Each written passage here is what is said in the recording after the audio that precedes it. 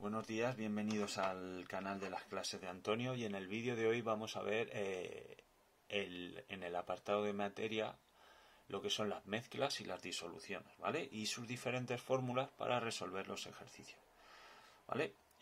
Como veis, la materia podemos tener sustancias puras, que podríamos decir que es cualquier elemento de la tabla periódica. Os lo dejo así para que luego vosotros completéis con la definición y pongáis ejemplos. Luego tendremos los compuestos, que sería la unión de varias sustancias puras, por ejemplo el amoníaco, que es una molécula de nitrógeno, un átomo de nitrógeno y 3 de hidrógeno, NH3, o el agua, que es H2O, que serían 2 átomos de hidrógeno con 1 de oxígeno, ¿vale? Luego después tenemos las mezclas. Las mezclas son homogéneas y heterogéneas. Como siempre os digo, las mezclas homogéneas son aquellas en las que no se distinguen los elementos que la forman. Por ejemplo, el puré de verduras. Tú ves una masa del mismo color y uniforme, pero a la hora de probarla vas distinguiendo los sabores, por lo tanto, a simple vista sería una mezcla homogénea porque no distinguimos sus elementos. Luego las heterogéneas, pues sería una ensalada. Es una mezcla donde podemos ver los elementos que la forman. Luego tenemos también las aleaciones, que os dejo que os la busquéis y pongáis un ejemplo de aleación, que normalmente se suele hacer con metales. ¿De acuerdo? Ahí os dejo esa pista para que luego la hagáis. Ahora nos vamos a centrar en las disoluciones, ¿vale? Las disoluciones siempre es una mezcla, ¿de acuerdo? Y está compuesta por dos elementos: el soluto, que suele ser un sólido normalmente, y un disolvente, que suele ser un líquido. El soluto siempre se encuentra en menor cantidad, ¿vale? Y el disolvente, como hemos dicho que suele ser un líquido, suele ser el que se encuentra en mayor cantidad.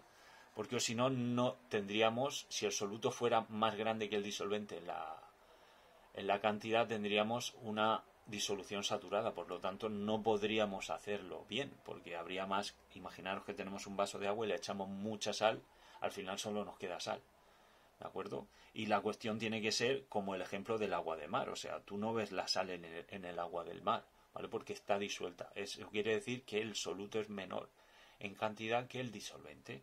Como veis, lo hemos hecho aquí en un dibujito. Y tenemos un recipiente con el disolvente, que sería agua, y el soluto, que por ejemplo podría ser sal o azúcar, lo mismo da.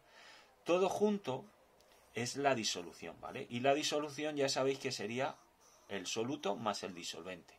Por lo tanto, si yo tengo 5 gramos de soluto, de sal por ejemplo, y 100 gramos de disolvente, que sería agua, la disolución sería 100 más 5, que serían 105 gramos, ¿vale? Así de sencillo. Ahora, ¿cómo podemos aplicar las disoluciones a la hora de resolver los problemas? Pues con las fórmulas.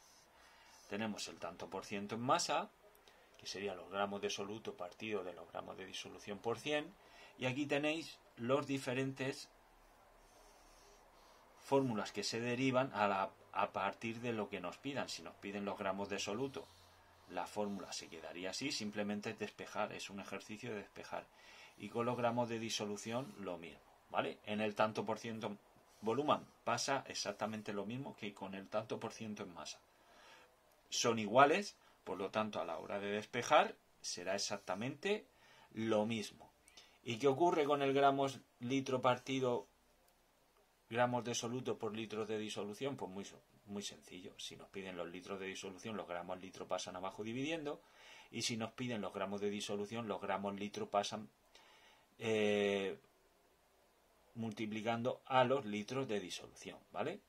Y estas son las tres fórmulas que debéis saber. Luego, en el siguiente vídeo, veremos cómo se aplica cada una a los ejercicios de ejemplo que os pondré, ¿de acuerdo? Por lo tanto, ya sabéis, la materia está compuesta por sustancias puras, compuestos, mezclas homogéneas y heterogéneas, y aleaciones. Y, muy importante saber, las disoluciones, hay dos elementos, soluto y disolvente, que si lo unimos se transforma en una disolución, que simplemente es la suma de un soluto con su disolvente. También podemos tener varios solutos, lo que haría que en vez de sumar uno, sumáramos otro más, pero eso no afecta a nada, se hace de la misma manera.